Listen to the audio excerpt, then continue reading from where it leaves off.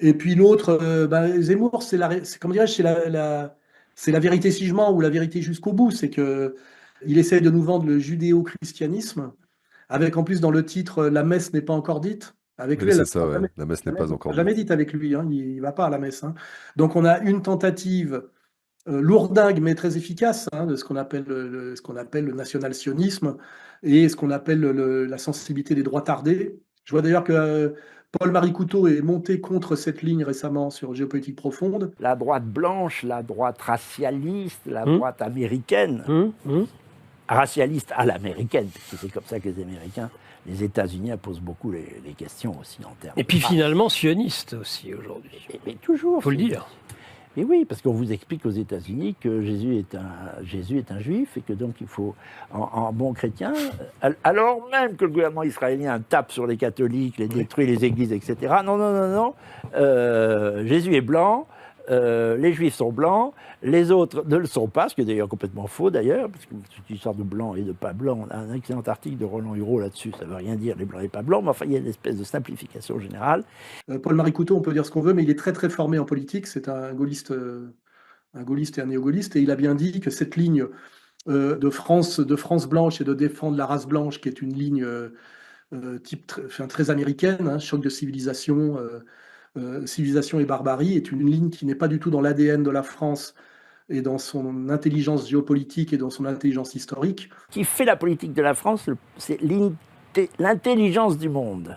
Intelligere, connaître, avoir une connaissance géopolitique profonde, assez profonde pour connaître dans autant de détails que possible la diversité incroyable des faits économiques, politiques, sociaux qui se passent dans le monde, et avoir une telle intelligence intelligere, c'est-à-dire tout dans la tête, cum pridere, tout prendre, comprendre, c'est-à-dire prendre cum, tout ensemble, c'est ça un grand chef d'État. Je voudrais qu'on en parle tout à l'heure si on a le temps, c'est que nous n'en avons plus.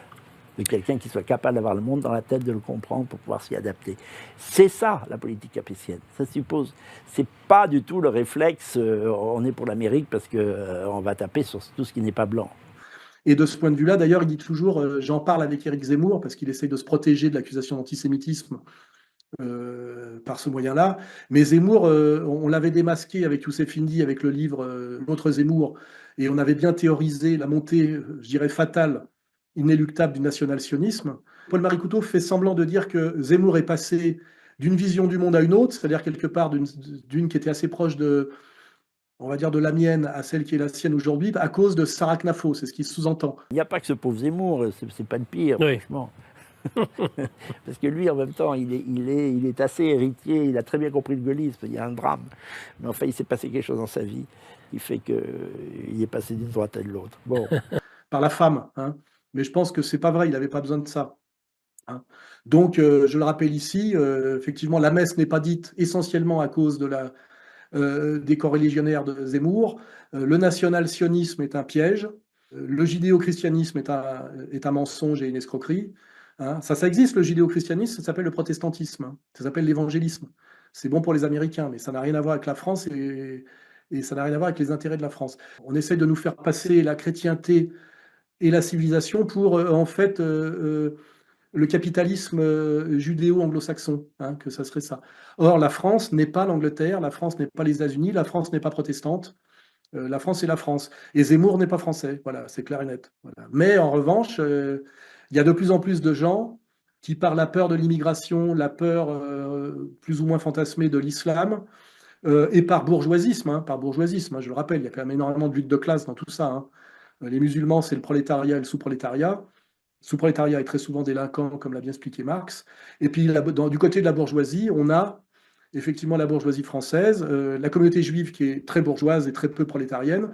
Et aussi, ce qu'on oublie, c'est aussi la grande bourgeoisie musulmane, hein, les Qataris, les Saoudiens, etc.